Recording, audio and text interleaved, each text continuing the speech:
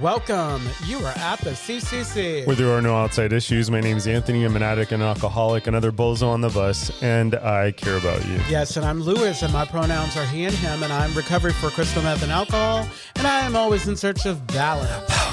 My name is Jordan. I'm an addict, and I'm always trying to make good choices. Always. Yes, and each week we strive to foster a brave space where we can engage in conversations centered around topics of recovery. And our intention is to hold and inspire better spaces for more people in recovery by tackling issues sometimes used to separate us. But before we do that, please like, share, comment, subscribe to this episode. Tell your friends about us. You know the drill.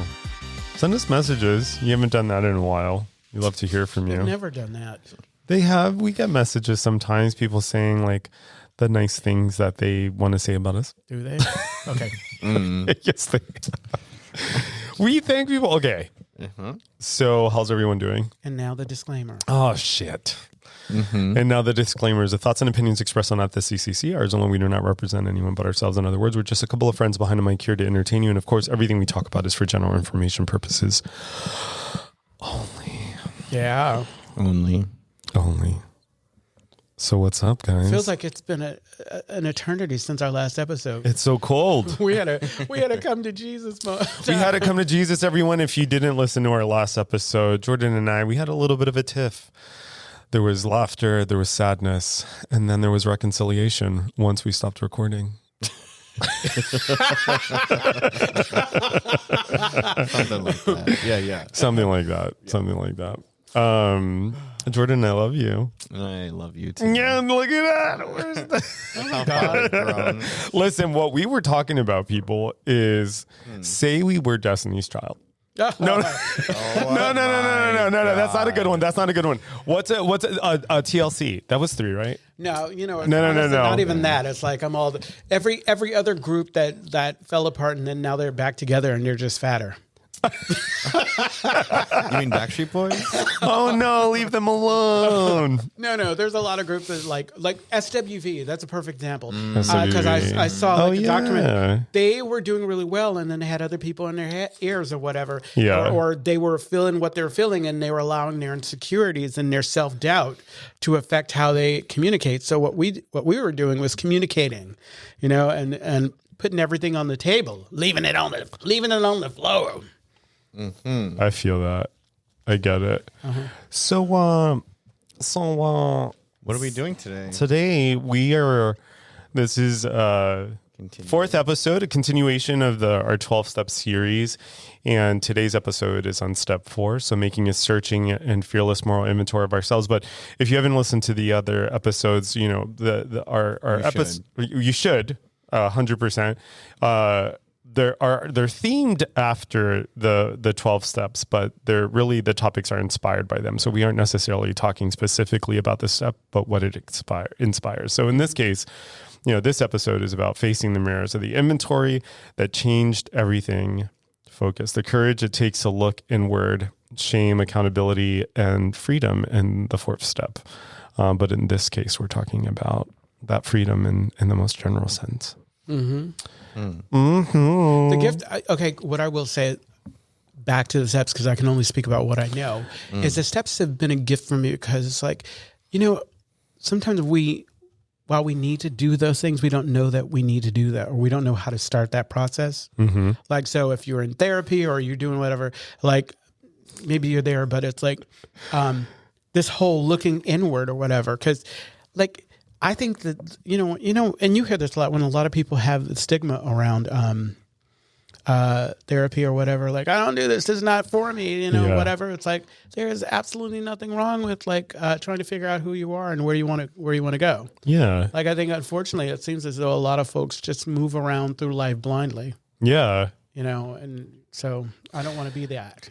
I don't want to be that either. And, last episode we were talking about how, for some people believe that like everyone should work the 12 steps because, as we've talked about, it's a design for living. And I think that's especially the case when it comes to things inspired by the 4th step, right? So what is the 4th step, but kind of looking at your own shit regularly, right? Like, go ahead. I use the analogy when I'm talking to my sponsees. Imagine you were in an earthquake. Right. or you were in a fire or whatever, and your whole life is in rubble. It's in sham. So you've got to go through, you got to sort through that, and you get to decide what you're going to keep, what's so valuable to you, and what you need to let go of. And so it's like, for us, that's the fourth step. The fourth step is just taking that inventory. It's like realizing, okay, I've been carrying this dead weight.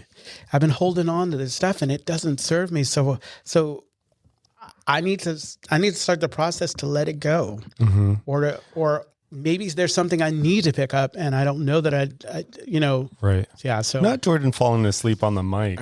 Jordan's head. What Jordan's head was 100%. One of the things I like about the way the fourth step is designed is that you list all of your resentments, right? Like all the people who've pissed you off, people, places, and things, right? And it's so misleading because really what we're trying to look at when we're looking at all the things that piss us off, we're trying to see like, what is the thread between all of those things and how do we kind of take that power back, right? So when we're mad at the world, our power is, it's put outside of us. But when you look closely at like, what is the common denominator? What is this thing here? Really, we're empowering ourselves, right? Because it's all smoke and mirrors. It is all smoke and mirrors. It's all smoke and mirrors. It's like I'm all, and they were brilliant. It's like, because we're alcoholics, addicts, and it's like play to our whatever, our, and then pull the rug under us. Yeah. That's like back to the second step in the big book. It's like, they talk about all this and whatever, and by the end they're all, well, isn't it that you've always believed in something and you just didn't call it what? I'm all, wait a minute, you said I didn't have to believe in anything. Yeah. Yeah. Jordan, what's going on over there? What are you thinking? He's sleeping. No, sleeping. I'm just like, how does someone do an inventory on a consistent basis that isn't like a full-blown like a fourth step? Yeah, I mean, or maybe like I like the idea. Like I like this question because if say someone isn't doing the fourth step, right? Like how could they still, like in their regular life, kind of employ the same like tools or strategies, right? Mm-hmm. I don't know. Do you have any answer to that? No, I've never done the fourth step. Oh, really? Well, first do the fourth. No, first you should do the fourth step. Oh, this is. I wish you would have told me that 30 minutes ago. Isn't it? I would have got a different guest. Isn't it? If you're not doing the fourth step, for me, I feel like the start or the key is to become aware. Yeah. To start to pay attention, because like we've talked about this before, in the beginning, being present in this moment, it takes a lot of energy. But it's like when you become aware of how you're showing up for people. When you start asking the question, why are people walking away from me? Why are people turning their back on me? Right. Or why does the same thing keep happening? Because for the longest time, I was having relationships end or whatever the same way. And nothing was happening because I wasn't doing anything. And finally, I'm all, is it me? Am I the drama? Am I the villain? Am I the villain? But for folks listening, you need to know that when you are doing whatever the work is for you, at some point in somebody's life, you will be the villain because you have to set and live your boundaries. That's right. Yeah. So it's like, and so that gives us that's my excuse to be the villain in your life. Interesting. I've been thinking about, okay, so as I get older, do you hear this? Uh-huh. I'm like, so as I get older, I notice, maybe this is a gift of recovery. I notice that the things that piss me off are shorter lived because the pain and discomfort is intolerable. Mm-hmm. Right. Where when I was drinking and using, like I could hold on to a resentment for a really long time. Okay, I nurse that shit. I've feed it some of my drink. My hair, take it. Do you know what I mean? No, I know exactly. Yeah. And then also, it's like the longer that you live, you realize I don't have time for this nonsense. 100%. Yeah. Because some of the things that like. Well, it's I think what I'm at least in this last year, it's a practice to learn how to soften your heart. Yeah. Right. Like. Well, you have to. you have to be open to the idea of taking risks because it can be scary. Mm-hmm. But I mean, it's like I realize. Well, what is that risk for you? Like when you say take a risk, what do you mean? Getting hurt. Getting hurt. Yeah, You know, because I used to say that, you know, I'm not giving anybody I'm not giving anybody my power. Yeah. You know, and now that I understand this idea of power, you know, and the fact that I think the steps help me, like we let go so that we do have a certain sense of power or whatever. And as much as I think that somebody might be able to take it from me, they can't take it if I'm clear about who I am and I stand in my truth and I determine my narrative. Yeah. Yeah. Yeah. Mm. What do you think of Jordan? Well, I think part of that has to go with step 3, right? And recognizing that like the accountability part and turning that over and knowing your part in the situation, right? And being okay with that. I think that takes time and practice. Yeah. And you got to give yourself grace. Mm-hmm. You give yourself grace. You get to be need to messy. write a song about that. You get to be messy. You get to be messy. Yeah. We do get to be messy. I keep trying to send you these pictures and did anyone update their iPhone? I don't know if I like these updates. I keep taking a picture, trying to find the picture and send it, and I can't. Wait, have you updated yours? Yeah. I feel like You just don't know how to use it. I feel like updates sometimes are just basically like mini viruses in your phone so that you can only, you know, once you update, then you have the clock starts and then you got to upgrade. I have a couple more payments before this phone is done, so I'm probably going to be upgrading to like a fancy ass phone like you guys, and then you can send me pictures. Oh my goodness. That's so funny. Go ahead. What were you going to say, Jordan? I don't know. So we're talking about the courage it takes to look inward. Since I have yet to do that, tell me what, like... I feel like you're doing it. I feel like... Tell me more. Okay, so here's the deal. Like, it's not going to always look the way we want it to look. But I think the fact that you are actively practicing recovery? Are you high right now? So high. No, yeah. No, you're giving yourself an opportunity. You know, you're giving yourself a chance. Because, I mean, that's the first thing we do. We separate ourselves from alcohol and drugs. Mm-hmm. Because you could be, like, doing, you know, and... Mm-hmm. I mean, just what we did in the interim between our episodes, having that conversation. That's a new version of you that I saw. Well, let's tell people what we're talking about. Okay. So during the break, so I set up a grudge cage. Yeah. So if you listen to our last episode, Lewis pointed out that there was a wall between Jordan and me. Mm-hmm. And it was because Jordan was mad at me. Uh-huh. You're right. Yeah. And so we came right onto the episode. We didn't talk about anything. Not at all. We didn't talk about anything. All we exchanged were a couple of short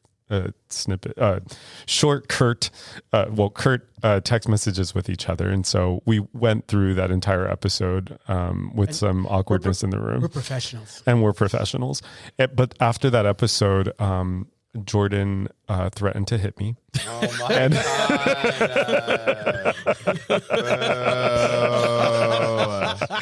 God. That's not true. Jordan didn't threaten to hit me. I beat his ass. He wishes. But you know, while we were off air, we talked, and it wasn't an easy conversation. I think I can speak for myself. It was a little difficult because I felt defensive. I was the voice of reason for the first time. I felt defensive, and in thinking about today's topic, taking a searching fearless moral inventory of ourselves, but facing a mirror, like looking at ourselves, I think part of what was coming up for me during that conversation is that I felt like there were things that felt very tender about what was coming up for me, and I felt like I had to protect them and defend them. And as a result of that, I don't think I was like exactly my best self during the conversation. That being said, I think that like the way that I was able to get to the other side of that is I think, Louis was very helpful because I think one of the things that came up for me was, there's something bigger here that we're doing, and it's like our love for the podcast and it's our love for each other. And, sometimes you have to have hard conversations, right? Like even if you love a lot and you're close to people, you're occasionally going to ruffle feathers, right? What I mean by you're looking inward. I mean, because you could just have stay quiet and not. I would have preferred it. But no, you could have said, yeah, again, I know exactly. You hit the wrong button. Again with the grace, you could have just stayed quiet, but you felt, and like I was saying, it was like you had to say it. The Spirit moved you, and so that's what you do. And it's going to look different as you do this, as you practice it. What was that like for you, Jordan? Yeah. I mean, it was nice to get my point across because I feel like there's things I am good at, like stuffing. And so for something that like had just happened to then talk about it was nice. I guess my other thought was like, I have to do this all the time. Yeah.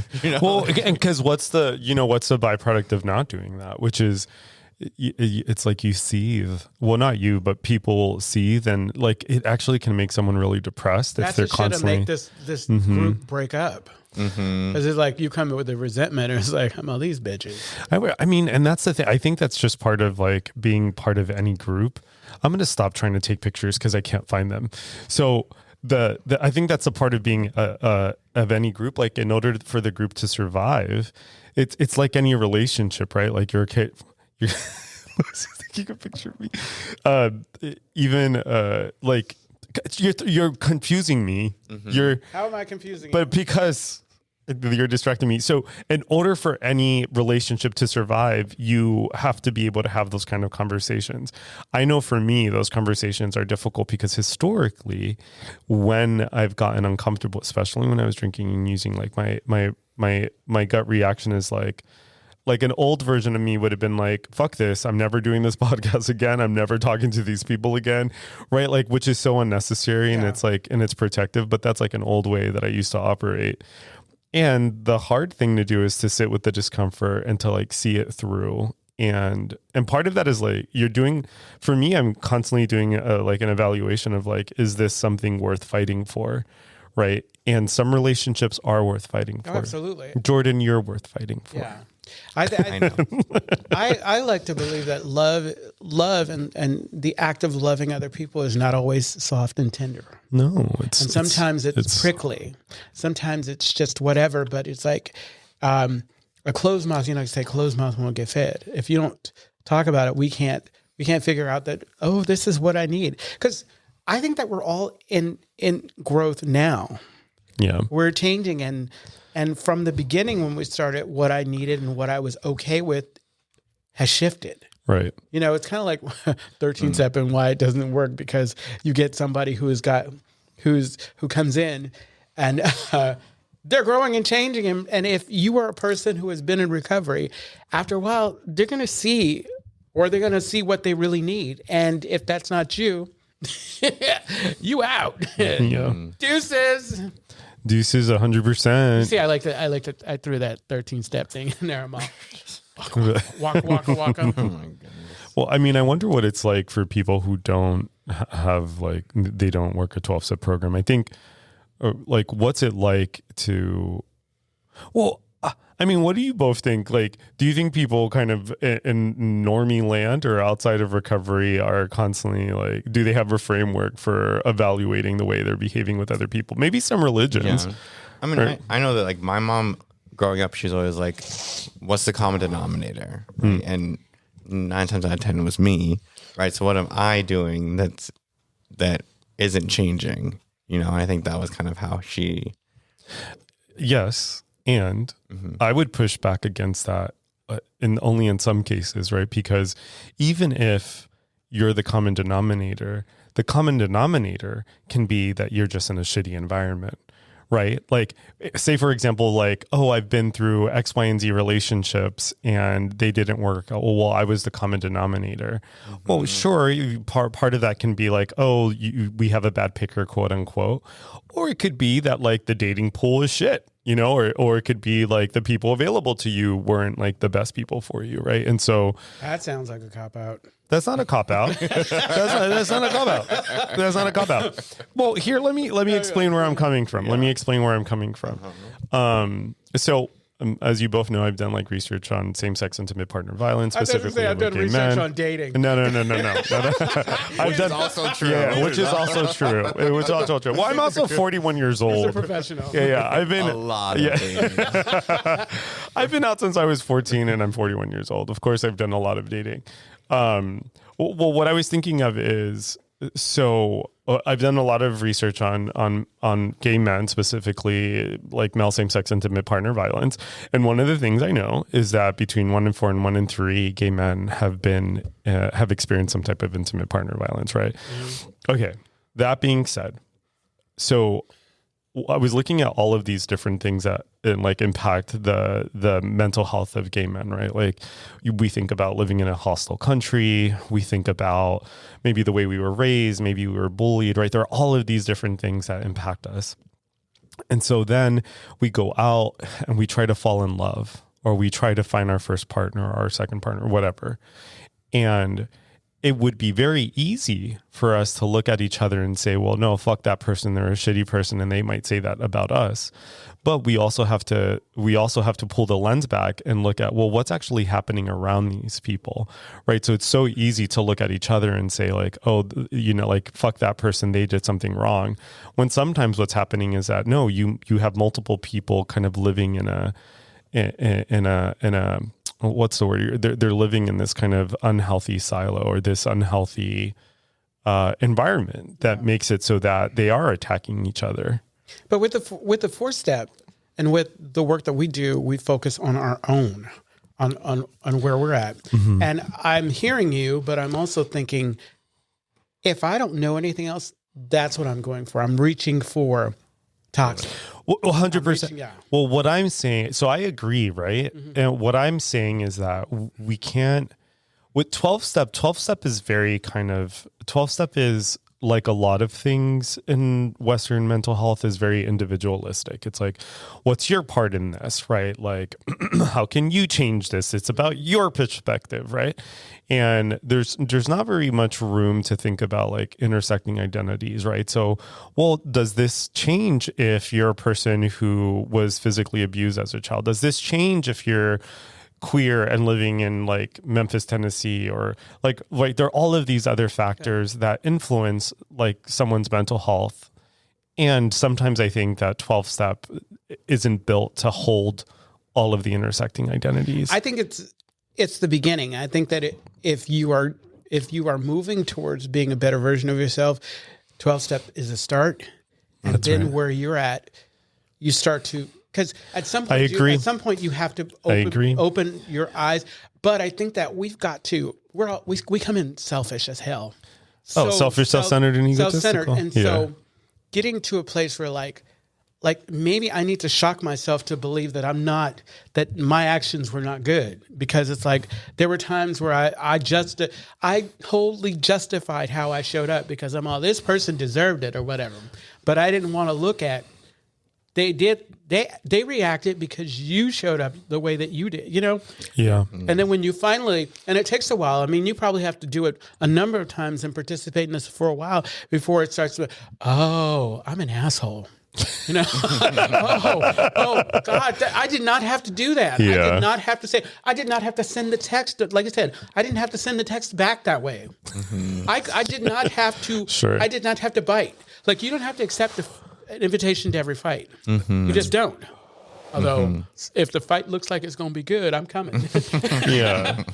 But I think the truth remains the same, that, this episode is about how do we slow down and look at ourselves, and maybe we do it non-judgmentally, and we do it compassionately and for ourselves. Yeah. And as a result of that, I think, and this is this is well researched too. Like the more compassionate we can be toward ourselves, especially in meditation, actually, people who have regular meditation practices, I forget what part of the brain it is, but it strengthens the part of the brain that allows for us to have empathy for other people.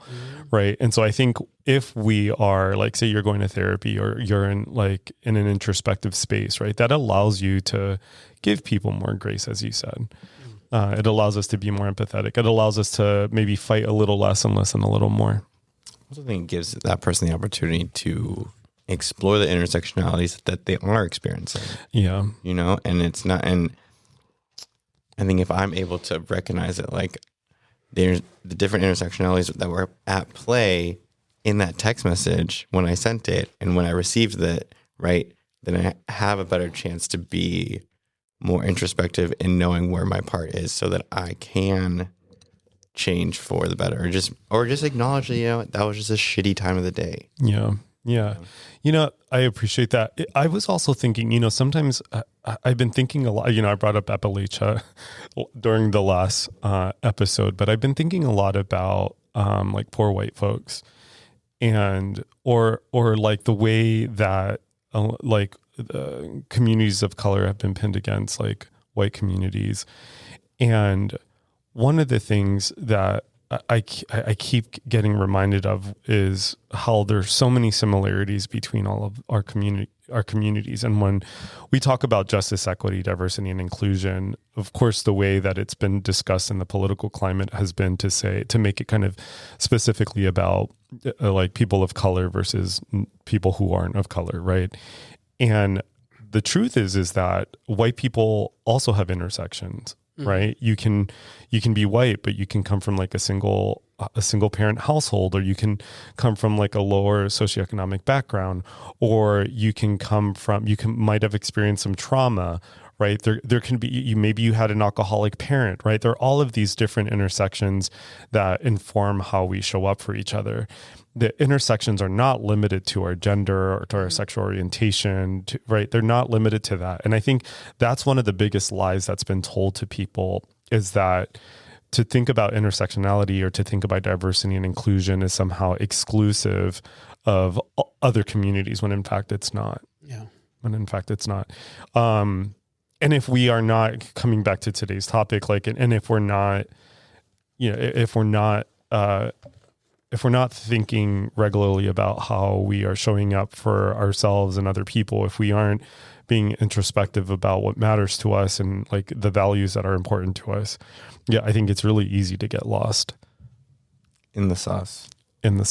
Absolutely. It's like what I'm hearing is like, sometimes I think we vilify this idea of being selfish.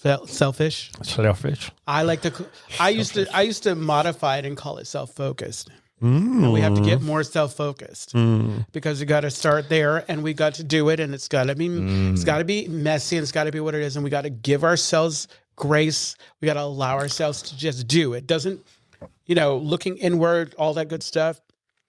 Don't get caught up in not doing it right. Kind of like with meditation. Yeah. Just do it. Do it and create it and let it be what it's supposed to be. And if it's going to shape and become something different, it will. Yeah. But it's all good. You used to call me on my cell phone. Yeah. Okay, you ever see that meme? I'm super excited because it's like, I feel a different dynamic, after this self-editing, kind of like healing kind of whatever. Anyway. Yeah, you know what? We are self-focused. We are self-focused. And we also care about each other. Absolutely. So the Castro Country Club, I want to, is it right? Because it's one time I did this and then he's all, hey, shut up. I still got 13 more things to say. We're the Castro Country Club is a safe and sober community center for all people and a refuge for the LGBTQ recovery community. We provide programs and services that help change lives by supporting personal growth. Our vision is to reduce the suffering of addiction by connecting people to community opportunity and support. You can find more information, including all the ways to contact us, at www.castrocountryclub.org/podcast. And check out new episodes every Monday when Brandon releases them. We love you. Thanks, Brandon. Bye.